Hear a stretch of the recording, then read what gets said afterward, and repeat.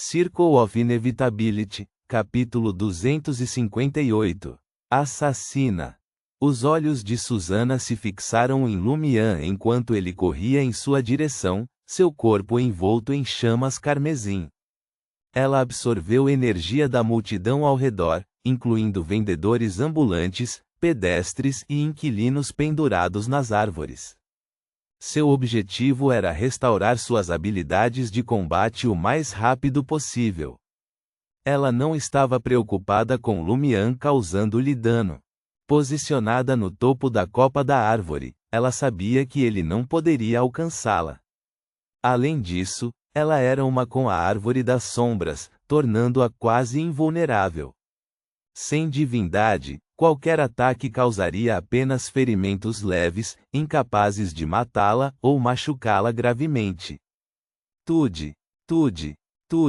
Lumian correu para uma área onde galhos de árvores e cipós se enredavam, com 100 a 200 humanos pendurados acima. A folhagem verde amarronzada tentou prendê-lo e perfurá-lo, mas sua aura de fogo forçou as folhas recuarem em pânico.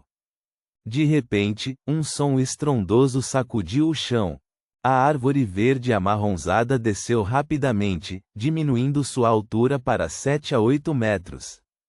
Os violentos tremores no deserto dificultaram o avanço de Lumian. Reticências. Bum! Um tremor como um terremoto sacudiu o lustre de cristal no salão de banquetes. Expressões aterrorizadas apareceram nos rostos da maioria das pessoas presentes.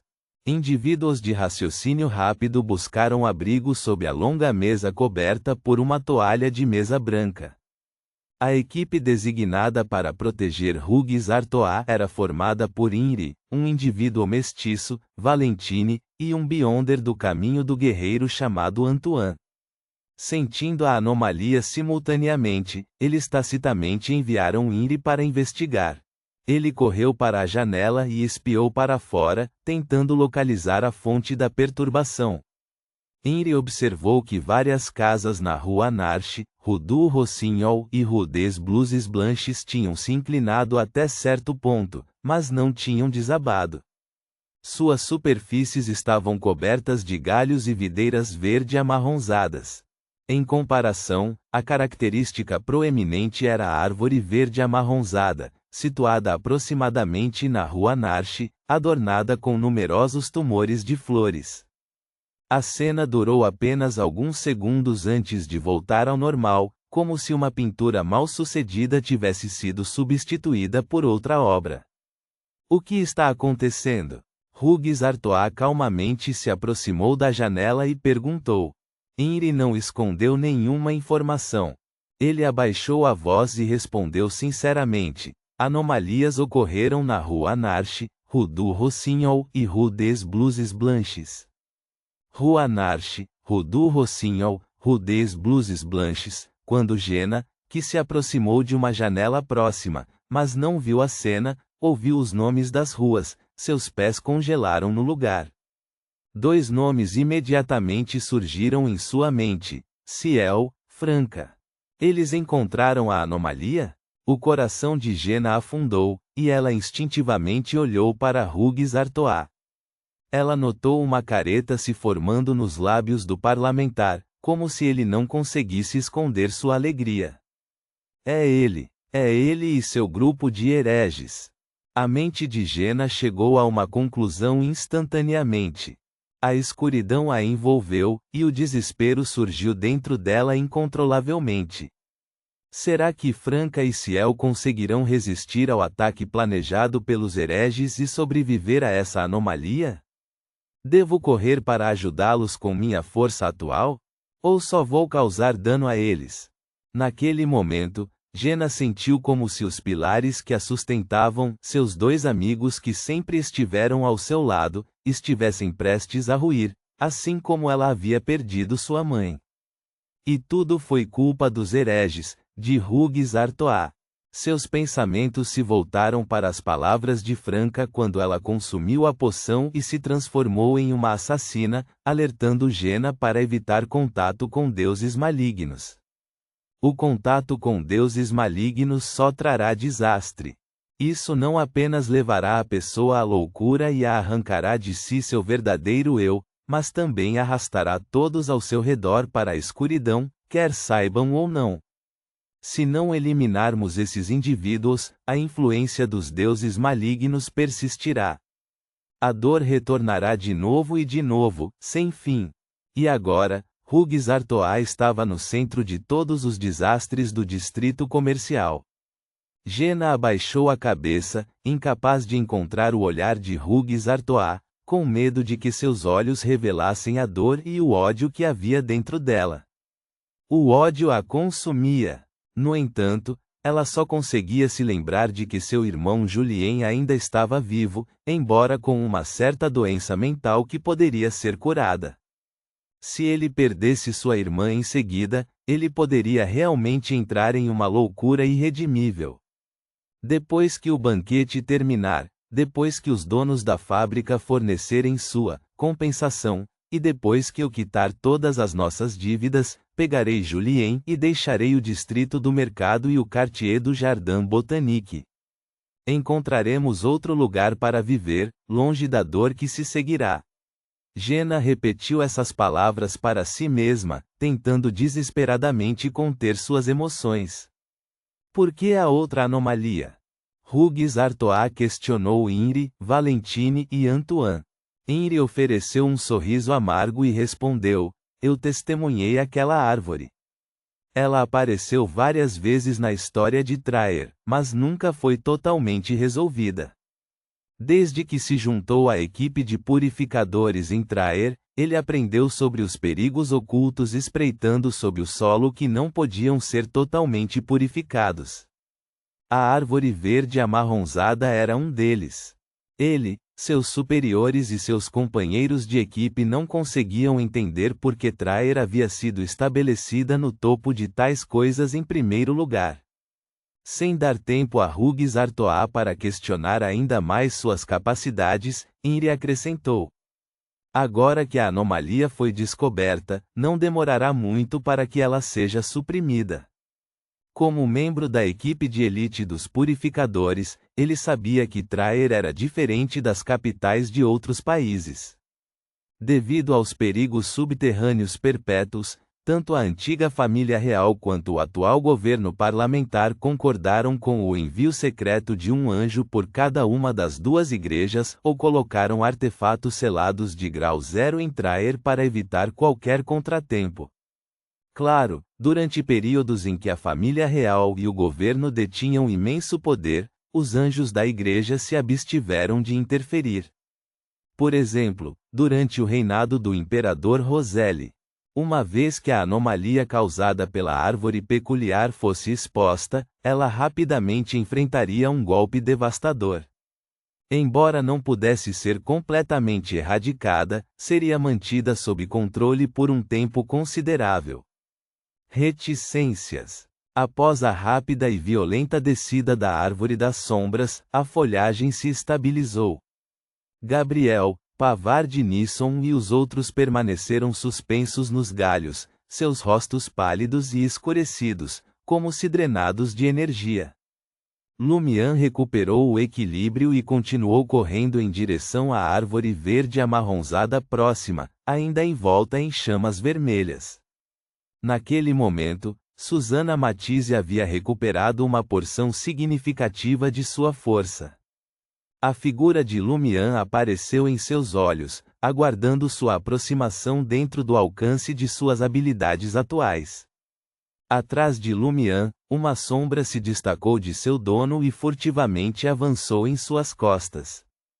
Era Charlotte Calvino, atuando como uma sombra. Não tendo sido a anfitriã do ritual e estando longe do topo da árvore, ela não sofreu a reação ou a corrupção intensa, portanto sua força não diminuiu. Vendo Lumian se virar, ela rapidamente se escondeu, mostrando suas habilidades de atuação, pronta para executar um ataque surpresa. De repente, um tiro atravessou o ar à distância. A bala preta como ferro estava muito distante e não tinha precisão. Ela passou de raspão no corpo de Charlotte, mas atrapalhou seus planos. Usando uma blusa, calças de cor clara e botas vermelhas, Franca surgiu na beira da selva, segurando um revólver de latão. Ela xingou Lumian recuando e gritou: "Porra, você não acha que eu estou no seu time?" Reticências. Percebendo que a rua havia retornado ao seu estado normal, Hugues Artois voltou ao centro do salão de banquetes, segurando uma taça de champanhe dourado claro. De pé diante da multidão, ele começou seu discurso como de costume. "Senhoras e senhores, é uma honra tê-los conosco para este banquete de condolências. Por favor, juntem-se a mim em um momento de silêncio para honrar aqueles que tragicamente partiram. Como vocês podem ver, mais um acidente ocorreu no distrito de mercado. Não podemos continuar assim. Precisamos estabelecer um sistema mais eficiente e adaptável para lidar com tais situações. Eu entendo que muitos de vocês abrigam raiva e medo em vista do acidente recente. Seus entes queridos podem ter perdido suas vidas, sofrido ferimentos graves, ou talvez experimentado ansiedade, colapsos mentais e loucura como resultado disso." A cabeça de Jenna levantou-se ao ouvir essas palavras, seu olhar fixo em Hugues Artois mais uma vez. Ele havia acabado de mencionar ansiedade, colapsos mentais e loucura com detalhes tão específicos. Em circunstâncias normais, tal elaboração não seria necessária. Uma simples referência à insanidade seria suficiente. Hugues Artois sabia que alguém sofreria um colapso mental devido à explosão da usina química e enlouqueceria? E ele estava mencionando isso deliberadamente em seu discurso, como um criminoso retornando à cena do crime, deleitando-se com sua obra sinistra? Uma mistura absurda de ódio e medo consumia o coração de Jenna. Se suas suspeitas estivessem corretas, o colapso mental de Julien poderia ter sido influenciado pelos hereges. Ele poderia ser curado? Ele poderia ser salvo? Se eu não cortar a fonte, mesmo que eu deixe o distrito do mercado com Julien, ainda pode haver perigos ocultos e problemas persistentes no futuro. O sentimento de desespero tomou conta de Jenna, como se ela estivesse presa em uma escuridão inescapável. Suas pupilas dilataram-se, refletindo a figura de Hugues Artois com uma clareza arrepiante. As expressões de Henri, Valentine e Antoine escurecerão, seus olhares caíram, enquanto ouviam as acusações implícitas de Hugues Artois contra as duas igrejas. Reticências. O espaço alternativo que acompanhava a Árvore das Sombras estava em ruínas. Algumas áreas estavam cobertas de muco preto como o breu, enquanto outras tinham buracos enormes, como se engolidas por um vazio sem fim. De repente, um brilho de luz surgiu da porta encolhida de luz das estrelas. Ela ficou mais e mais brilhante, semelhante a um sol transformado, iluminando cada canto e fresta com uma clareza assustadora, banindo todas as sombras. Uma figura feminina envolta em um manto branco adornado com fios dourados emergiu da fonte radiante. Ela parecia ser feita de luz pura, translúcida e etérea. Com olhos verde esmeralda e cabelos loiros esvoaçantes, ela exalava beleza e uma aura divina. O anjo da guarda de Traer, Santa Vieve. Reticências. Em meio aos aplausos, Hugues Artois, tendo concluído seu discurso, misturou-se com as famílias das vítimas, com a taça de champanhe na mão. Ele demonstrou entusiasmo, simpatia e um comportamento confiável. Jenna fechou os olhos e caminhou em direção à longa mesa coberta por uma toalha branca. Ela pegou um prato e colocou um pouco de comida nele, então pegou um longo garfo de prata e começou a comer.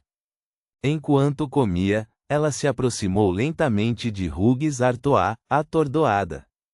Aproximando-se, a apenas 2 metros de distância, ela assumiu uma postura que sugeria uma conversa com um membro do parlamento. Cercado por sua equipe e protegido por Beyonders oficiais, Hughes Artois notou Jenna. Ele sorriu calorosamente, antecipando sua aproximação. Jenna passou pela secretária Rony e se posicionou a um passo de Hughes Artois.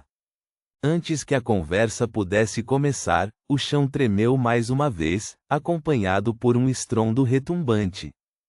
A Rua Narche e a Rue des Blouses Blanches pareceram clarear significativamente. Cassandra, Hughes Artois e os outros viraram seus corpos instintivamente, olhando pela janela, sua preocupação evidente. Testemunhando isso, Jenna fechou os olhos mais uma vez. Então, ela deu um passo à frente, levantando o garfo de prata em sua mão em direção a Hughes Artois. Todas as emoções reprimidas em seu coração explodiram. Seu político miserável, aquele que traz o desastre e a escuridão ao distrito comercial. Herege, sua consciência foi devorada por um cachorro. Você é o bastardo responsável pela morte da minha mãe e pela decadência do meu irmão na loucura. Morra agora. Sem sua morte, o sofrimento no distrito do mercado nunca cessará. A escuridão engolfará este lugar, impedindo que o amanhecer surja. De fato, com hereges cercando você e a proteção dos Beyonders oficiais, qualquer um que tentasse confrontá-lo encontraria sua morte aqui, dissuadido pelo risco. Mas e se um assassino não tiver intenção de sair vivo? Jenna canalizou todo seu ódio, indignação e dor para o garfo prateado de cabo longo em suas mãos.